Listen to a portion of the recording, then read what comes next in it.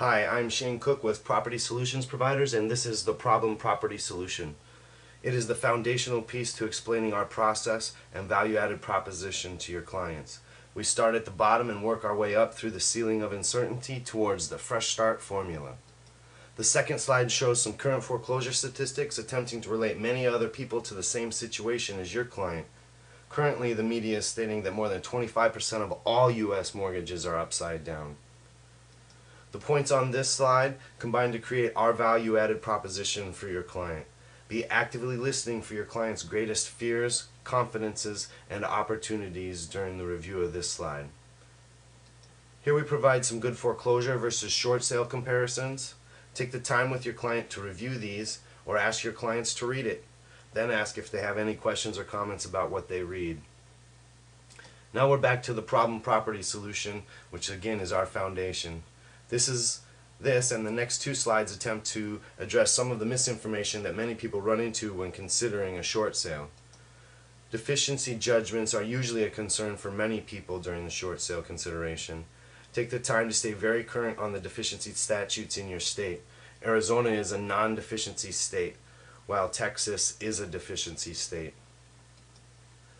Debt forgiveness or 1099 income is another common concern of many short sellers. The tax code has some rules in it that allow for the reduction or elimination of 1099 income as well. We suggest you and the client both speak with a CPA to verify the potential debt forgiveness or 1099 income. This slide is a visual snapshot of what type of volume distressed property those banks are really dealing with in both the REO or bank-owned category and the pre-foreclosure or short sale category. Use this opportunity to clearly explain what a short sale is and make sure that your client reviews and signs the "What is a short sale" document. Here we take a moment to emphasize that there is a team working towards your client's problem property solution in an attempt to prevent a foreclosure from being on their credit. Now is the point where you need to prepare your client for the low offer and its associated 3 potential outcomes. This slide is the most important point to communicate to everyone, including you, who may be contacted by the bank, appraiser, or BPO agent for access to the property. Please refer all contacts and requests from any appraiser, bank rep, or BPO agent wanting access to the property to your Property Solutions Provider's contact for BPOs. Again, we cannot stress enough the importance of a favorable BPO value being established during this inspection and valuation process. This slide is the most important point to communicate to everyone, including you, who may be contacted by the bank, appraiser, or BPO agent for access to the property. Yes, I know I just did this slide, but that's how important it is.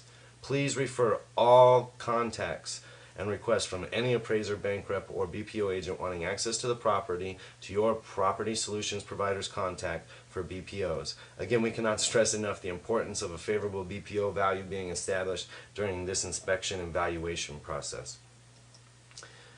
These next 3 slides explain the 4 possible outcomes of the bank's valuation process and how they affect our ability to get the property closed and prevent the foreclosure. This is a simple breakdown of how often we end up in each of those previous possible outcomes. And now we are back to the Problem Property Solution, where we spend some time working on what it may look like when we get past the ceiling of uncertainty. What solution is right for your client to create a hope-filled future? Take the opportunity here to have them show you around the house and develop that plan with your client.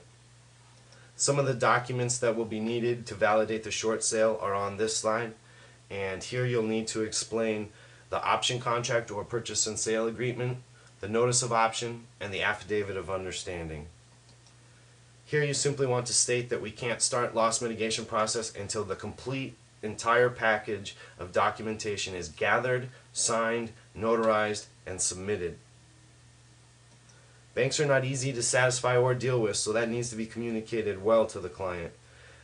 Banks ask for documents to be updated every 30 to 90 days. They ask for valuations every 90 days or sooner. They ask for 2 valuations right off the bat sometimes, or pretty much whatever they think they need. Your client needs to be ready to supply those documents in a timely fashion for anywhere from up to 3 months to a year or more into the future in some cases.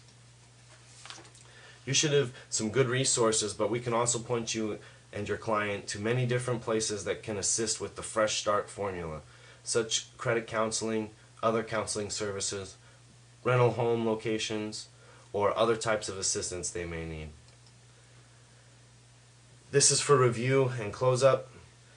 Give your clients an opportunity to ask whatever questions they may still have. Use all of your resources to answer as best you can, and refer them to a licensed CPA and attorneys for tax and legal advice as well. Thank you again, and good luck with your presentations.